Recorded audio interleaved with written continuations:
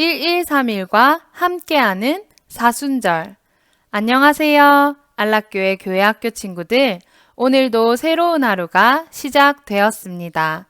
하나님께서 오늘은 또 어떤 새로운 말씀을 우리에게 주실지 기대하는 마음으로 아침에 눈을 떴나요? 아니면 힘겹게 오늘 아침을 맞이했나요?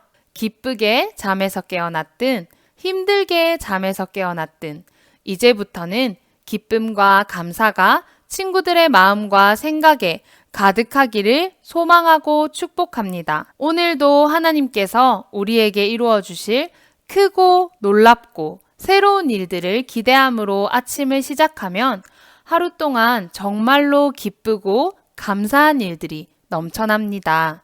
안락교회 교회학교 친구들 모두 마르지 않는 기쁨과 감사를 오늘 하루 동안 경험하고 고백하게 되기를 축복합니다. 그리고 하나님의 말씀을 기대하고 하나님 만나기를 기다리는 친구들에게 지금 바로 이 시간 하나님께서 말씀하여 주시기를 소망합니다. 자, 그럼 이제 하나님의 말씀을 먹을 준비가 되었으면 0단계 함께 기도하겠습니다.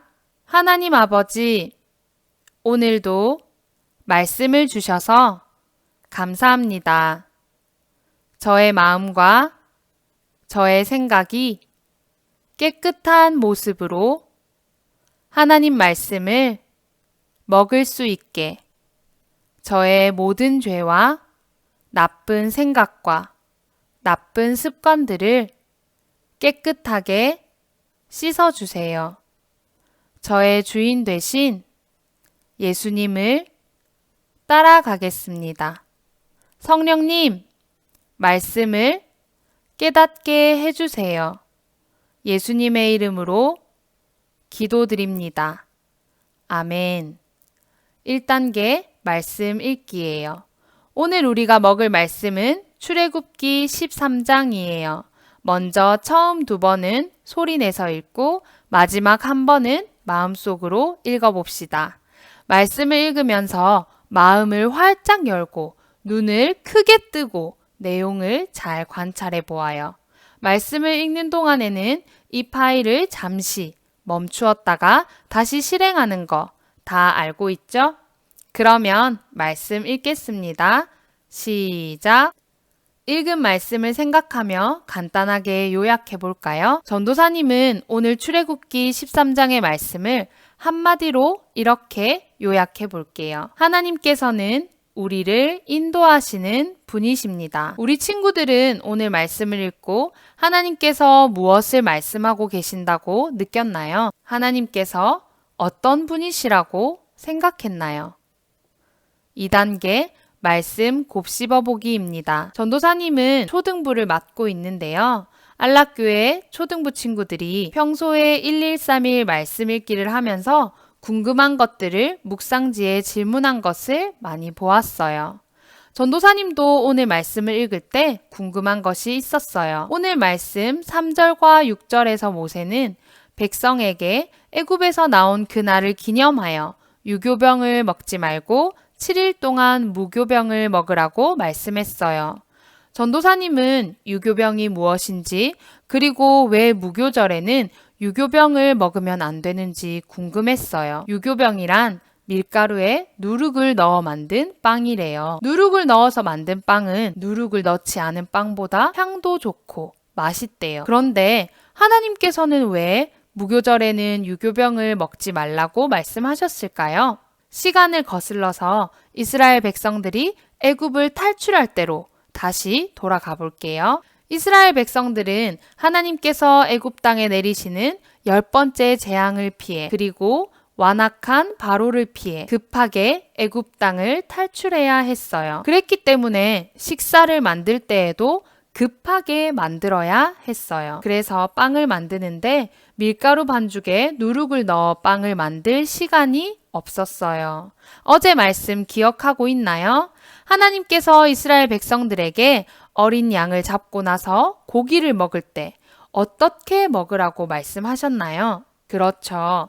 허리에 띠를 띠고 발에 신을 신고 손에 지팡이를 잡고 급히 급하게 먹으라고 하셨어요. 하나님께서 이스라엘 백성들이 무교절을 지킬 때에 무교병을 만들어 먹으면서 애굽 땅을 탈출할 당시에 죽음의 위기와 고통을 기억하고 그 어려움 속에서 하나님께서 이스라엘 백성들을 인도하셨다는 것을 기억하게 하셨어요. 이것이 무교절에 무교병을 먹는 이유예요. 무교절을 어떻게 지켜야 하는지 조금 더 자세히 얘기해 볼게요. 먼저 이스라엘 백성들 중에서 사람이나 짐승이나 처음 태어난 모든 생명은 다 거룩하게 구별해서 하나님께 드려야 해요. 생명의 주인이 유일하신 하나님이시며 하나님께서 권능의 손으로 이스라엘 백성들을 죽음에서 구원하셨기 때문이에요. 다음으로 이스라엘 백성들은 해마다 이스라엘 백성들의 자손 대대로 7일 동안 무교병을 먹고 일곱째 날에 하나님께 무교절 절기를 지켜야 해요. 그리고 하나님의 율법이 입에서 떠나지 않게 해야 했어요. 3단계 예수님과 연결하기입니다. 오늘 말씀 끝부분에는 하나님께서 이스라엘 백성들을 애굽 땅에서 어디로 어떻게 인도하셨는지를 기록하고 있어요. 17절은 이스라엘 백성들이 블레셋 사람의 땅의 길로 가는 것이 약속의 땅으로 들어가는 가까운 길이었지만 하나님께서 이스라엘 백성들을 그 길로 인도하지 않으셨다고 말씀합니다. 그 이유는 이스라엘 백성들이 아직 전쟁을 치를 준비가 되지 않았기 때문이에요. 그래서 하나님께서는 홍해의 광야 길로 이스라엘 백성들을 인도하셨어요. 멀고 힘든 광야 길을 가는 동안 심지어 모세는 애굽 땅에서 죽은 요셉의 유골, 뼈를 가지고 이동했어요. 그 이유는 요셉이 죽기 전에 이스라엘 자손들에게 약속의 하나님께서 이스라엘 백성들을 약속의 땅으로 인도하실 때에 자신의 유골을 가지고 가라고 당부했기 때문이에요. 하나님께서 이스라엘 백성들을 광야에서 인도하실 때 그들 앞에서 가시며 낮에는 구름 기둥으로 밤에는 불 기둥을 그들에게 비추셔서 낮이나 밤이나 그들과 함께 계시며 그들을 인도하셨어요. 지금도 하나님께서는 이스라엘 백성들처럼 작고 연약한 우리와 함께 계시며 우리를 인도하고 계세요. 우리가 잘못된 길, 죄와 고통과 죽음에서 떠나 영원한 생명으로 들어갈 수 있도록 우리를 인도하고 계십니다.